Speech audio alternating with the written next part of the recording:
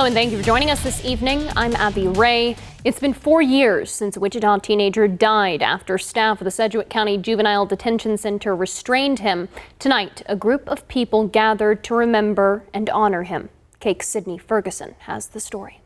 Saturday, on what would have been Cedric Lofton's 22nd birthday, his brother Marquand Teets acknowledges the 4th anniversary of his death instead, returning to a memorial in his honor that sits just steps away from where Cedric lived some of his last moments. So this is what it looks like before we start our thing tonight. When we do start tonight, we'll trim most of this. We'll put the flowers, put the stuffed animals. I just do what I know is right and what I know my brother would do for me. Each year, Teets gathers with supporters to replace his brother's shirt and flowers and repaint the pole his favorite color, cleaning up the memorial and reading poetry as a reminder. I just want everyone to remember my brother more than anything.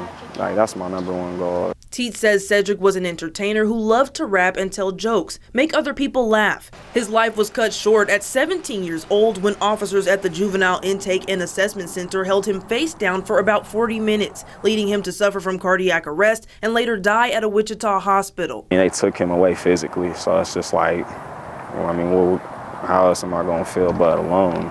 The two were each other's only sibling. Teets says the pair had been in foster care for 3 years at that time, and their grandma had recently died. He says Cedric was experiencing a mental health episode and should have been taken to the hospital, but instead he was taken to the detention center. The cops aren't trained to deal with mental health problems. The stuff he was saying, the stuff he said he was seeing, everything that day was clearly not how he usually acts. There's definitely something that's going on that nobody really cared about.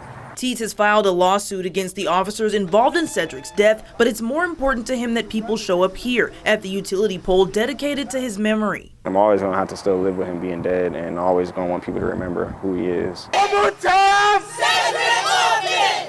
In Wichita, Sydney Ferguson, Cake News on your side.